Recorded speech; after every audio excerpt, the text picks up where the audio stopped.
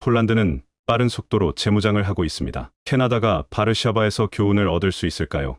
캐나다 CBC 뉴스. 캐나다 CBC 뉴스가 지난 1일 주목할 만한 보도를 내놨습니다. 이 매체는 폴란드는 몇 달이면 가능한데 캐나다는 새로운 군사 장비를 구입한데 왜 그렇게 오래 걸리냐며 지난해 12월 폴란드에서의 한 인상적인 장면을 묘사했습니다. 캐나다 CBC의 표현을 그대로 옮기자면 이러했습니다. 폴란드 드더디아기니의 해군 항구에 있는 바람이 부는 부두는 지난 12월 캐나다 국방공동체가 부러워하는 특별한 전시의 장면이었습니다. 그날 부두에는 한국산 썬더 K9A1 자주포 24정이 포신을 높이 들고 줄지어 서 있었습니다. 인근에는 블랙팬서 K54톤급 주력 전차 10대가 주차돼 있었습니다. 장갑차와 대형 화포는 바르샤바와 서울 간의 130억 달러 규모의 미국 블록버스터 방위 협정의 선봉을 상징했습니다. 이 장면을 특별하게 만든 것은 대형 탱크와 대포가 부두에 도착하기 불과 4개월 전에 양국 간의 계약이 체결되었다는 사실이었습니다. 캐나다 CBC는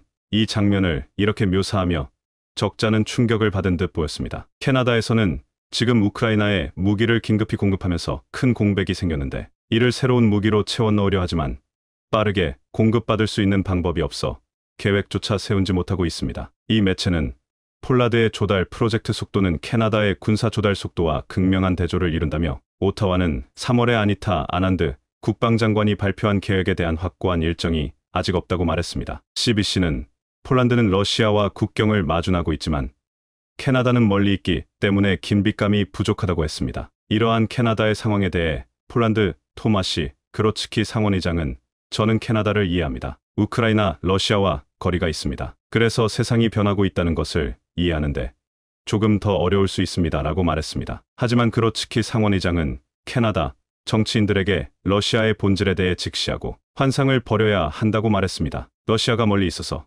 캐나다를 위협하지 않을 것이라 환상 말입니다. 2일에 폴란드 총리가 캐나다를 방문하는데 여기서 러시아의 우크라이나 침략과 더불어 지역 방위 및 안보 강화에 대해서 이야기를 나눈다고 했습니다. 지금 캐나다에서 가장 공신력이 높은 공영방송 CBC는 폴란드가 보내는 러시아의 위협을 가볍게 생각하지 말라는 충고를 전하며 폴란드와 같이 하루빨리 새로운 무기를 도입해야 한다는 식의 취지로 말했습니다. 그런데 이 빙송의 충고가 아니더라도 캐나다는 이미 움직이고 있습니다. 지난달 31일 캐나다 수도 오타와에서 한국방위사업청과 캐나다 국방부는 제1회 한캐나다 방산군수공동위원회를 열어 방위산업 전반에 걸친 협력 방안에 대해 논의했습니다. 이 위원회는 강완석 방사청 차장과 낸시 트앰블랙 캐나다 국방부 국방물자 치관부가 공동위원장을 맡았는데 누가 봐도 한국 무기 도입에 대한 협의체가 분명해 보였습니다. 방사청은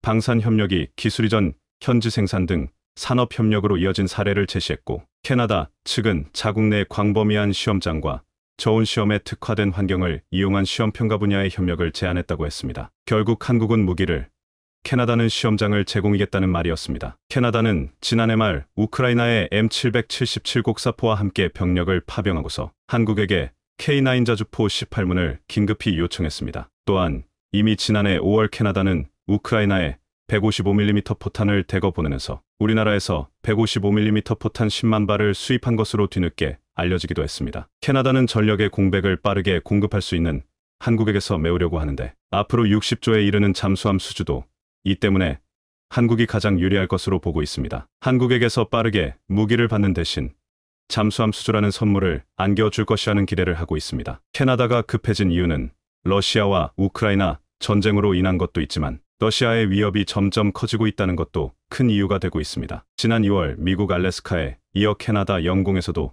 정체를 알 수 없는 고고도 비행물체가 발견되면서 주말 동안 북미의 긴장감이 높아졌습니다. 주스탱 트리도 캐나다 총리는 캐나다 영공을 침범한 미확인 물체의 격추를 명령했다면서 미국과 캐나다가 공동으로 운영하는 북미항공우주방위사령부의 노아레이디가 캐나다 북부의 유콘에서 이 물체를 떨어뜨렸다고 밝혔습니다. 또한 지난 2022년 10월에도 핵 미사일을 발사할 수 있는 러시아 전략 폭격기가 미국 알래스카 인근으로 접근해 미군 전투기가 출격하는 일이 일어났습니다. 미국 북미인공우주방위사령부의 노아레이디는 당시 성명을 내어 알래스카 방공식별군역 ADIG에 진입해 작전을 하는 러시아 투폴레프 95 폭격기 2대를 탐지하고 추적해 식별했다. F-16 전투기 2대가 발진해 아직 국제 공역에 있던 러시아 비행기를 차단하고 미국과 캐나다 영공에 들어오지 못하게 했다고 밝혔습니다. 당시 러시아 전략 폭격기 알래스카 인근 비행은 우크라이나 전쟁으로 러시아와 서방의 긴장이 고조되고 있는 상황에서 일어난 일이라 눈길을 끄텄습니다. 또한 지구 온난화로 인해서 빙하가 녹으며 새로 생긴 북극권 항로와 지원을 위해 16,000km에 달하는 북극권에 러시아를 비롯해 많은 나라들이 달려들고 있습니다. 특히 북극 해저산맥인 로모노소프 해령에 대한 영유권을 캐나다, 러시아, 덴마크가 주장하고 있는데 앞으로 이 또한 분쟁의 소지가 될 수 있습니다. 만약 북극을 놓고 러시아와 갈등이 벌어진다면 당장 이를 견제할 수 있는 무기가 필요하다는 것입니다. 결국 캐나다는 최근 계속되는 러시아의 위협에 미국에서 F-35 전투기 88대를 구매하기로 결정했고, 또한 자국 보호는 물론 우크라이나에 지원된 무기의 공백을 채우기 위해서 빠르게 무기 도입을 서두르며 한국과 접촉하고 있습니다. 그런데 이번에 누리호 발사 성공에도 캐나다가 큰 관심을 보이고 있습니다. 캐나다의 경제를 이끄는 핵심이 항공우주 산업인데 이를 지금 한국과 함께 개발시켜 나가겠다는 청사진을 그리고 있다는 것입니다. 지난 5월 캐나다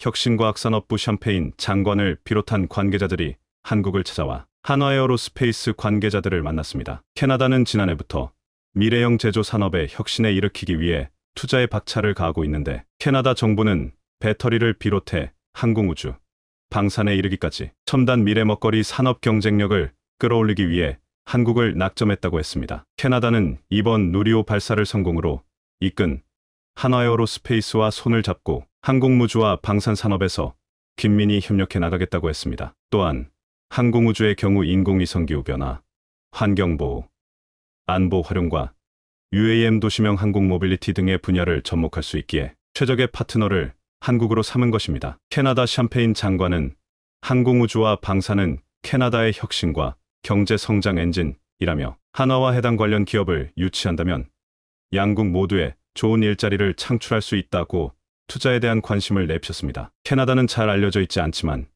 60여 년간 오랜 우주 개발을 해온 글로벌 우주 강국으로 1962년 소련과 미국에 이어 세 번째로 인공위성을 발사하기도 했습니다. 또한 우주 로봇 공학에서도 상당히 경쟁력이 있는데 현재 미 항공우주국의 주도로 추진되는 유인달 탐사 프로젝트 아르테미스 프로그램에도 참가하며 다목적 우주정거장을 달 궤도에 건설하는 계획까지 세우고 있습니다. 한국은 캐나다와 손을 잡는다면 우주 산업에서도 큰 시너지를 낼 수 있을 것으로 보고 있습니다. 일각에서는 한화에어로스페이스는 K9 자주포 등 그만 무기들을 빨리 공급한다면 캐나다도 무기나 우주 개발의 시험장뿐만 아니라 우주항공이나 우주로봇 기술의 노하우를 한국에게 빠르게 제공해 원원 전략을 펼 수도 있다고 보고 있습니다. 이번 누리호 발사 후 탑재된 7기 큐브 위성 중 5기가 성공적으로 궤도에 투입되면서 전문가들은 합격점을 주고 있습니다. 또한 누리호에 실린 실용위성 중 8기 중 총 6기가 위성 신호 수신 또는 양방향 교신에 성공했습니다.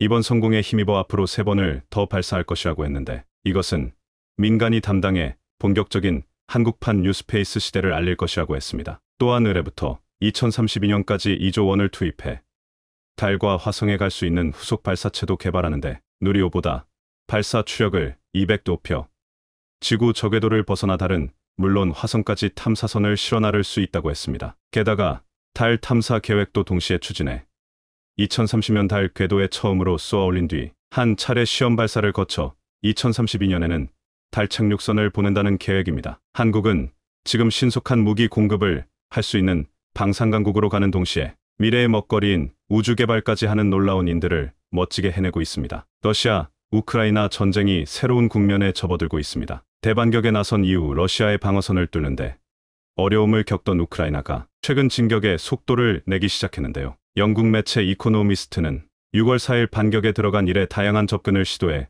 온 우크라이나가 어떤 것이 효과적인지 파악하기 시작했다. 최근 2주간 상황이 서서히 우크라이나에 유리하게 기울어지는 것을 목도했다고 보도했습니다. 우크라이나군이 제2차 세계대전 이후 최대 규모라는 동부전선 러시아군 방어선을 뚫을 수 있었던 이유는 정밀 타격이 가능한 서방제 장거리 무기가 큰 역할을 한 것으로 보입니다. 게다가 이런 상황에서 미국은 우크라이나에 F-16 전투기 제공을 승인했습니다. 덴마크와 네덜란드가 미국산 F-16 전투기 이전 승인을 요청할 경우 미국이 이를 신속히 승인하는 형식으로 F-16 전투기 지원을 결정한 것입니다. 우크라이나의 끈질긴 요청과 유럽 동맹국들의 압박이 이어지면서 미국은 결국 F-16 지원을 승인했고, 우크라이나는 이것이야말로 이 전쟁의 돌파구를 마련해줄 게임체인저가 될 것으로 기대되고 있는데요. 당황한 러시아는 결국 무리수를 두기 시작했고, 러시아 정가는 물론 군 수뇌부까지 뒤숭숭한 뉴스들이 연달아 터지고 있습니다. 지금 러시아에서는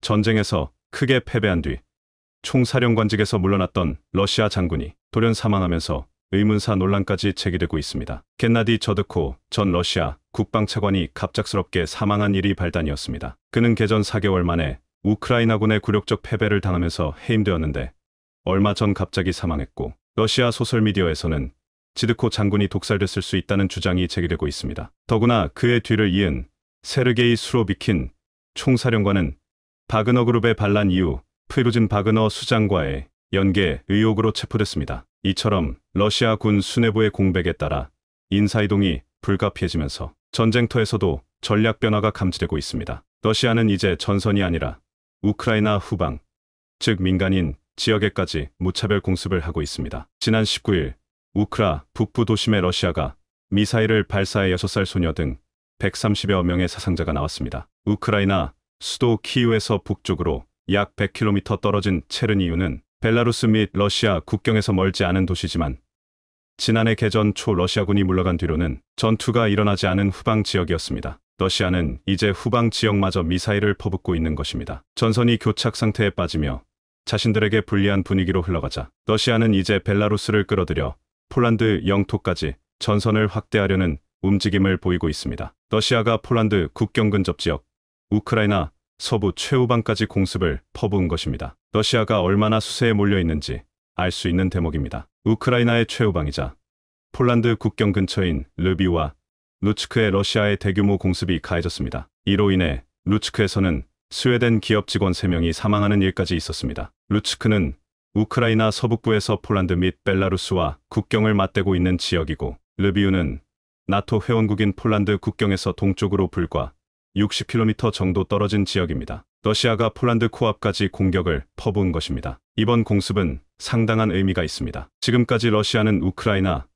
북부 후방을 공습했지만 이번 공습은 폴란드 국경 지역인 서부 후방을 공습한 것이기 때문입니다. 폴란드를 노린 도발이라는 게 너무나 명백했습니다. 이 과정에서 스웨덴 기업 직원까지 사망하면서 국제사회의 비난이 커지고 있지만 러시아는 아랑곳하지 않고 있습니다. 더구나 러시아는 벨라루스를 통해서도 폴란드를 압박하고 있습니다. 최근 러시아 민간 용병 기업 바그너 그룹이 아예 벨라루스의 공식 법인으로 떡하니 등록을 해버리자 폴란드 국민들의 공포심은 극에 달하고 있습니다. 앞서 바그너 그룹의 수장 예브게니 프리고진도 자신의 모든 사업체를 총괄 관리하는 지주회사 격의 콘코드 경영 컨설팅을 벨라루스의 회사로 등록한 바 있습니다. 이것은 바그너 그룹이 벨라루스에 장기간 머무를 것이란 것을 암시하는 것으로 이 자체만으로도 폴란드에 상당한 압박이 됩니다. 더구나 벨라루스는 지난 2021년부터 중동과 아프가니스탄 등지에서 온 이주민을 인접국인 폴란드와 리투아니아, 라트비아 국경으로 몰아내 이들 국가의 사회 불안을 유도하는 하이브리드 공격을 통해 무리를 일으켜 온 전력이 있습니다. 이런 나라와 국경을 맞대고 있는 데다가 무엇보다 폴란드가 가장 우려하는 것은 최근 벨라루스를 통해 불법으로 국경을 넘는 사람들이 급증했다는 사실입니다. 이들 중 바그너 그룹이 섞여 있을 가능성이 높기 때문입니다. 사실상 바그너 그룹 요원들이 이미 폴란드의 국경을 넘어들어와 후방작전을 수행하고 있다고 해도 과언이 아닌 상황입니다. 깜짝 놀란 폴란드 국경수비대는 긴급하게 병력 1,000명을 증파했습니다. 바그너 그룹이 이미 침투를 끝냈다면 사실상 전쟁이 폴란드까지 확전된 것이나 마찬가지입니다. 폴란드는 이미 프리고진의 실패한 무장반란 이후 바그너 그룹 소속 용병 4천여 명이 벨라루스에 배치되자 국경에 1,000명의 병력과 200대의 군용 차량을 확대 배치한 바 있는데요. 이번에 러시아가 폴란드 국경지역 턱밑까지 공습을 감행하자 1,000명을 추가로 배치했고,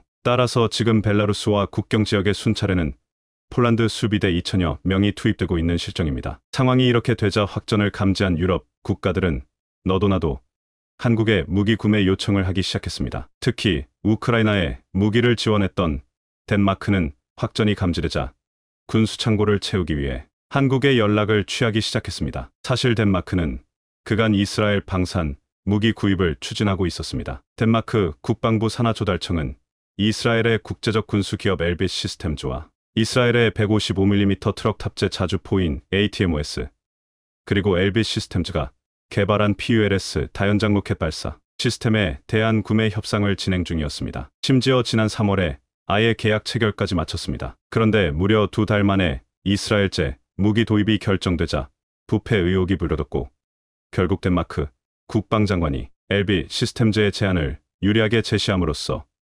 국회의원과 재무위원회를 조종한 혐의로 덴마크 국방장관은 국회의원들에게 사과하는 성명을 게재하면서 덴마크 국방부로부터 의회가 잘못된 정보를 받았다고 인정했습니다. 또 덴마크 조달청과 엘빗 시스템즈 간 합의가 이뤄진 점도 인정했습니다. 부패 의혹까지 불거지며 전력 약화가 장기화되자 다급해진 덴마크가 손을 내민 곳은 결국 한국이었습니다. 한화에어로스페이스의 K9 자주포가 덴마크에 수출될 가능성이 상당히 높아졌습니다. 더구나 우크라이나 전쟁이 장기화되면서 세계는 지금 당장 부족한 탄약을 채우기 위해 한국산 탄약을 사기 위해 줄을 섰습니다. 특히 튀르키예에서 한국산 탄약과 미사일의 몸값은 급등하고 있습니다. 한국이 지금 우크라이나에 탄약 완제품을 수출하기는 여러 가지 정황상 어렵습니다. 하지만 튀르키예가 탄약 제작에 사용되는 원부자재를 다수 수입하기 때문에 한국산 탄약 수요가 증가하고 있는 것입니다. 더구나 지금 탄약류 외에도 스마트 미사일과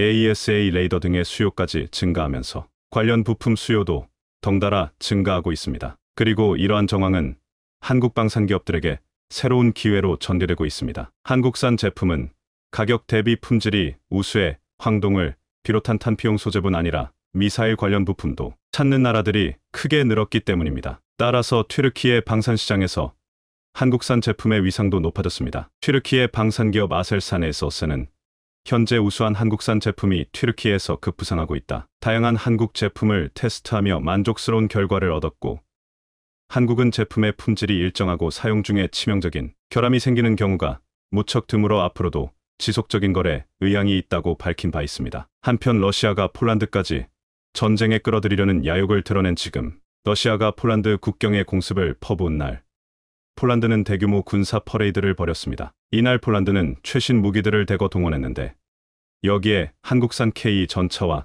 K9 자주국사포도 당당히 있었습니다. 또 한국이 수출한 FA-50 전투기는 유럽 하늘에서 처음으로 비행했습니다. 이처럼 한국 방산 무기들에 대해 전폭적 지지를 보내고 있는 폴란드는 벨라루스 국경에서 긴장이 고조되자 국민들은 안심시키기 위해 한국의 K를 전면에 내세우기 시작했습니다. 애플이 삼성 대신 중국 부품사를 선택하려 했다가 난리가 나고 있어 화제입니다. 최근 외신들은 중국 BOE가 삼성과 LG 디스플레이를 제치고 아이폰 최대 패널 공급업체가 될 것이란 보도를 쏟아낸 바 있습니다. 국내 언론들이 일제히 위기감을 드러냈을 정도입니다. 하지만 이를 본 해외 고객들은 엄청난 비판을 쏟아내며 애플의 몰락을 예고하고 있습니다. 이런 상황에 삼성 디스플레이가 CES 2023에서 놀라운 반격을 가해 BOE를 선택하려 했던 애플을 급 후회하게 만들기도 했습니다. 삼성을 배신하려 한 애플의 위기.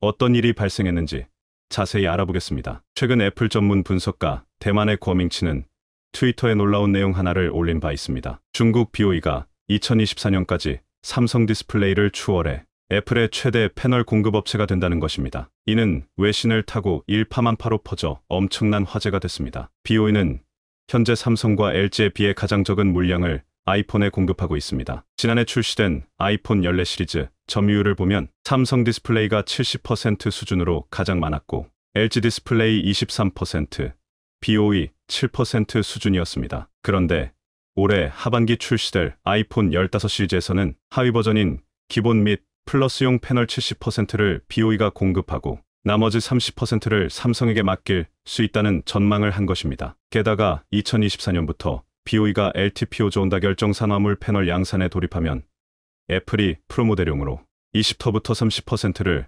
추가로 주문해 최대 공급업체가 될 것이란 내용입니다. 하지만 거밍치의 전망을 두고 신뢰성이 다소 떨어진다는 의견이 나오고 있습니다. BOE 패널은 프리미엄 비중이 거의 없고 저가 이미지가 강해 하위 라인업 물량을 많이 가져갔을 때를 가정한 주장은 신뢰하기 어렵다는 것입니다. 국내 전문가들도 BOE가 삼성을 뛰어넘을 가능성은 희박하다는 의견을 내놓고 있습니다. BOE가 현재 한국을 따라잡지 못한 기술로는 저온다 결정 산화물, 즉 LTPO 기술이 대표적입니다. 삼성이 사용하는 LTPO 기술은 120S를 사용하면서도 디스플레이 전력 소모를 최대 20% 줄일 수 있습니다. 재작년 11월부터 BOE가 애플에 공급했던 제품은 이보다 한 단계 낮은 저온다 결정 실리콘 LTPS 기술이었죠. 여기에서도 BOE 수율은 80% 정도로 90% 이상인 삼성과 기술 격차를 보였습니다. 결국 BOE는 수율을 높이기 위해 눈속임을 했다가 발각된 바 있습니다. OLED 설계를 무단으로 변경하는 꼼수를 썼던 것입니다. 당초 애플은 BOE의 일반 모델용 패널 5천만 장을 할당해 놓은 상태였습니다. 이는 전체 디스플레이 공급량의 절반에 달하는 상당한 규모입니다. BOE 제품은 한국산보다 30% 이상 싸다는 이점이 있습니다. 애플은 BOE 패널을 일부 채택해 원가를 절감하고 한국과 경쟁을 붙여 가격을 낮추는 시도를 했던 것입니다. 이런 자신감에 BOE 회장은 삼성과 LG를 넘겠다는 언급을 하기도 했습니다. 스마트폰용 OLED 1억 장을 쏟아내겠다면서 말입니다. 하지만 속임수가 드러났고 물량 납품이 중단돼 버렸죠. 달러 강세가 지속된 것이 애플이 BOE를 다시 선택한 이유로 꼽히고 있습니다. 제조 원가를 낮춰 수익성을 확보해야 했기 때문입니다. 스마트폰 부품 가격은 글로벌 인플레이션으로 전반적으로 오르고 있는 추세입니다. 아이폰 14 시즌은 LTPS 기술이 적용된 하위 라인업과 LTPO를 적용한 상위 라인업 등 모두 4종으로 구성됩니다. 지난해 하반기 사용된 LTPS 패널은 35% 정도였고 LTPO 패널은 65% 정도였습니다. 그만큼 기본형보다는 삼성 패널이 많이 쓰인 상위 모델이 잘 팔렸던 것입니다. 이런 상황에 BOE가 내년 하반기 달성할 수 있는 최대 점유율은 20% 수준으로 보고 있습니다. KB연구원 또한 향후 3년간 삼성 디스플레이의 아이폰 OLED 점유율은 최소 60% 이상 유지될 것이라 전망하기도 했습니다. 해당 내용은 사우스차이나 모닝포스트 등 외신에서도 집중적으로 다루고 있습니다. 그런데 BOE는 아이폰 납품 여부를 묻는 취재진의 질문에 답변을 회피했고 삼성과 애플은 논평 요청에 응하지 않은 것으로 나타났습니다. 즉, BOE가 선택받는다는 것은 단순히 귀밍치의 추측일 뿐 결정된 사항은 없었던 것입니다. 하지만 애플의 중국 선택 가능성에 외국인들은 크게 경노하고 있습니다. 일부 반응을 보면 BOE를 선택하면 확실히 스마트폰이 더 중국스러워질 것이다. 의학.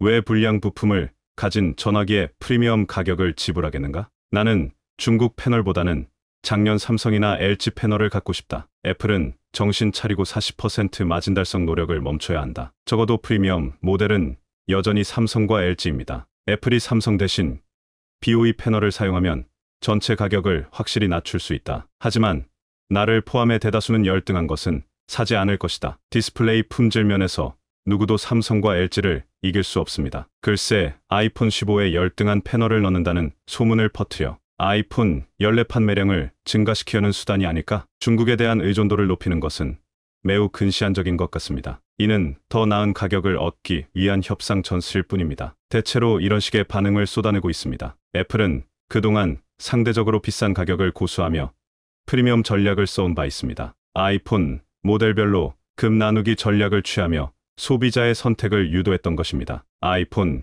기본형과 플러스 등에는 BOE 저가 패널을 사용하고 아이폰 프로, 프로맥스 등 고가 모델에는 삼성과 LG 패널을 사용하면서 말입니다. 하지만 아이폰 14 기본형과 플러스 모델은 잘 팔리지 않았고 상위 모델인 프로와 프로맥스만 인기를 끌어 애플을 당혹스럽게 했습니다. 애플의 최대 시장인 중국 내 상위 모델 사전 예약이 85%를 차지했을 정도입니다. 반면 아이폰 14 플러스와 기본형은 역대급 참패를 기록했습니다. 기본형에만 들어가는 BOE 패널 공급량이 600만 대선에 그친 것도 이런 이유 때문입니다. 애플이 BOE 패널을 썼기에 해당 모델에서 참패를 했다는 분석도 있습니다. 결국 애플은 삼성 패널이 사용되는 프로 모델 생산을 더 늘려야 했습니다. 애플의 핵심 생산기지인 중국 장저우 폭스콘 공장이 코로나 확진자로 봉쇄되면서 연말 쇼핑 대목을 놓친 것도 애플을 다급하게 했습니다. 애플의 중국 의존 전략은 대실패했고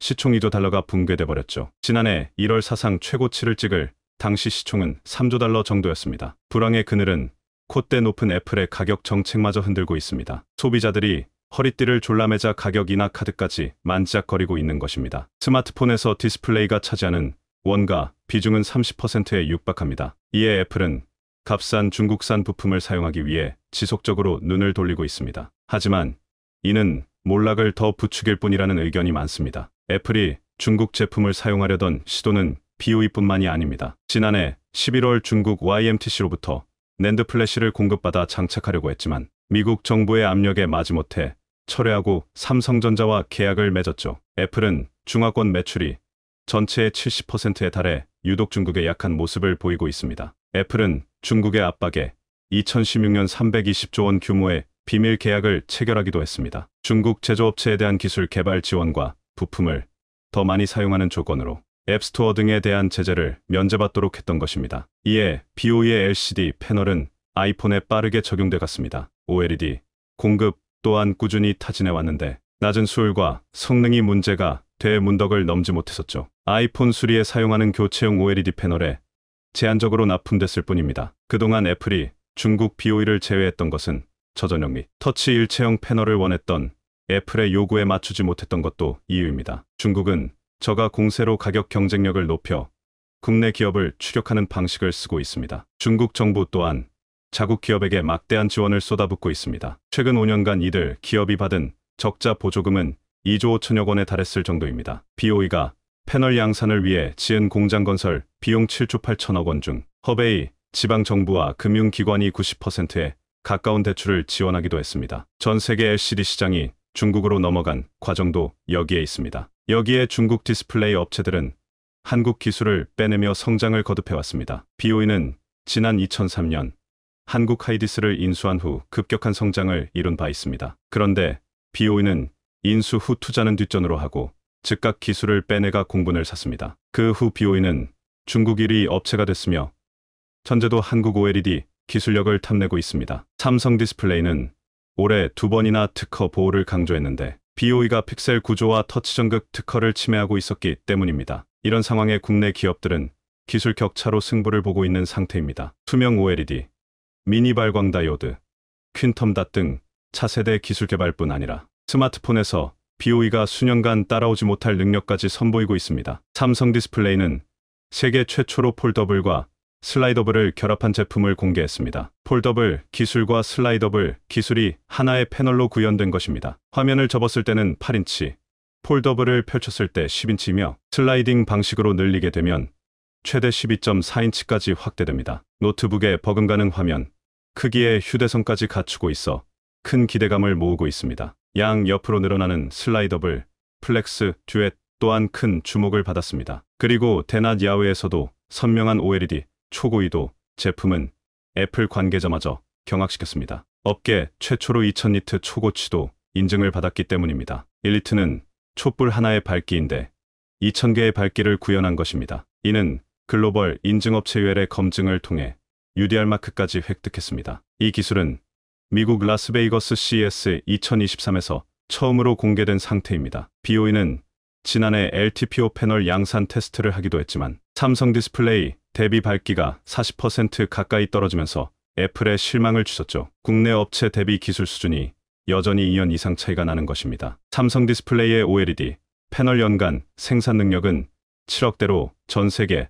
최대 캐파를 보유하고 있습니다. 이런 기술적 우위로 삼성 디스플레이의 4분기 영업이익은 전년 동기 대비 34% 증가한 1조 7천억 원 이상을 기록하기도 했습니다. 지난해 전체 영업이익 또한 6조 원 정도로 추산되고 있습니다. 이는 2017년 기록을 뛰어넘는 사상 최대입니다. 삼성 디스플레이는 삼성전자가 지분 80% 이상을 보유하고 있습니다. 삼성전자 4분기 영업이익이 4조 3천억 원으로 전년 동기 대비 69%나 감소한 상황에서 반도체나 스마트폰, 가전사업 등을 제치고 가장 뛰어난 실적을 기록한 것입니다. 한국은 기술력을 더 높여 중국 업체들의 추격을 완전히 따돌리길 바랍니다. Mr. Everything이라는 별명을 가진 남자가 있습니다. 우리에게도 꽤 익숙한 사우디아라비아의 모하메드 빈 살만 왕세자인데요. 세계 부호 순위에 공식적으로 포함되지는 않지만 알려진 그의 재산은 3천조 원에 육박하는 것으로 보고 있습니다. 지난 11월 딱 19시간 한국에 머문 그를 위해 한국 대통령은 2시간 반 동안 그를 극진히 대접했고 삼성, 현대자동차, SK, 한화 등등 한국 대기업 CEO들은 오로지 그를 만나기 위해 한자리에 모이기도 했습니다. 단순히 그가 사우디의 차기 권력자여서 또는 세계 1위 부자라서 혹은 양국의 외교나 우호 증진을 위한 것은 아닙니다. 그의 아버지 뻘되는 대기업 CEO들이 그를 깍듯하게 대접했던 것은 지금 그가 5천억 달러, 한국 돈으로 약 700조 원에 이르는 네옴시티 프로젝트를 추진하고 있기 때문입니다. 그의 방문 후 언론에서는 제2의 중동붐이라는 용어를 사용하기 시작했고 한국 기업들의 참여를 바란다는 왕세자의 한마디에 한국이 들썩들썩했었는데요. 그리고 올 6월에는 780조를 운용하는 모하메드 금고지기로 불리는 야시르 오스만 루마이안 아람코 회장이 우리나라를 찾기도 했습니다. 그는 짧은 방한 일정에도 정기선 HD현대 사장을 비롯해 주요 정재계 인사를 만난 것으로 알려졌습니다. 또한 조만간 이재용 삼성전자 회장, 최태원 SK그룹 회장 등 국내 10대 그룹 총수들이 사우디 방문을 추진하고 있다고도 하죠. 물론 이제 공사를 시작한 네옴시티 프로젝트가 완전히 궤도에 오른 것도 우리 기업의 참여가 확실한 것도 아닙니다. 하지만 벌써 성과를 내는 업계도 존재하는데요. 바로 건설 장비 업계입니다. 네옴시티는 더 라인 더 라인, 트로제나 TROJENA, 옥사곤 엑스견 등 총 3개의 프로젝트를 합친 것으로 이 중 타부교서부터 이집트 흔해가 갈라지는 지역까지 일직선으로 건설되는 더 라인 프로젝트가 중점적으로 진행되고 있습니다. 서울 면적의 44배에 달하는 26,500km의 부지에 길이 170km, 높이 500m, 폭 200m 규모로 높고 좁은 긴 형태의 직선 건물로 2030년 완공 예정입니다. 쉽게 말하면 롯데월드타워와 비슷한 높이의 건물이 서울에서 강릉까지 직선으로 늘어서는 것이죠. 그런데 이렇게 거대한 프로젝트를 시작하려면 어마어마한 수의 건설 장비가 필요한데 사우디에서 포크레인, 휠로더 등 한국산 중장비를 잔뜩 사들여 네옴시티에 투입하기 시작했습니다. 기존의 우리나라의 건설, 기계 업계의 최대 고객은 역시 중국이었습니다. 중국은 정부 차원의 건설, 경기 부양 정책 덕분에 세계 최대 규모 시장으로 성장했지만 코로나19가 터지면서 그야말로 고꾸라지고 말았습니다. 코로나19를 기점으로 성장세가 둔화됐으며 여기에 중국의 고강도 봉쇄 정책과 더불어 소비 심리 위축, 부동산 시장 둔화 등이 발생하며 건설기계 수요가 급감했죠. 이 사태를 넘어서기 위해서는 결국 더 넓은 세계로 눈을 돌려야 했는데 현재 한국의 건설, 기계 임계는 사우디부터 북미 중동아시아, 아프리카, 중남미 시장을 새로 개척하면서 다시 기지개를 켜고 있습니다. 실제 국내 건설업체들은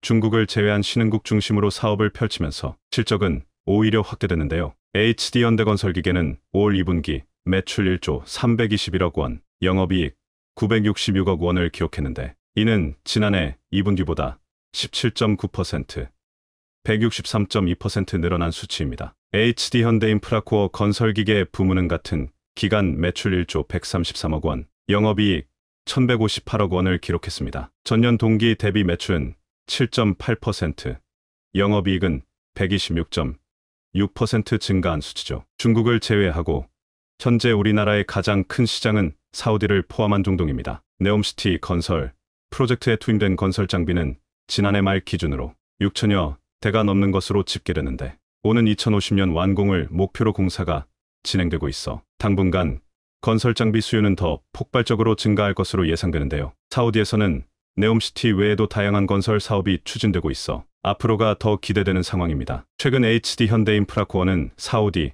건설업체인 알라자즈사와 네즈마앤드 파트너즈사와 네옴시티 프로젝트에 투입되는 쉰세돈 대형 디벨론 DVLON 굴착기 30대와 42톤 대형 휠로더 50대 등 총 80대 공급 계약을 체결했습니다. 이들은 전부 네옴시티에 투입될 예정인데 이로써 HD현대인프라코어는 사우디의 굴착기 휠로더 ADT 부문에서 올해 들어 총 846대를 판매했습니다. 이는 전년 동기 558대 대비 51.6% 늘어난 판매량인데요. 이미 올 8월 HD현대건설기계가 네옴시티 더 라인 건설 현장에 40동금 굴착기 12대, 대용량 버킷 5.6m 휠로더 5대 등 50대를 수주해 공급을 완료했죠. 사실 사우디에서 가장 인정받았던 기업은 2021년 HD현대그룹으로 인수된 두산인프라코어로 특히 사우디 국영 석유회사인 아람코의 절대적인 지지를 받았습니다. 이에 현대에 한류하기 직전에도 아람코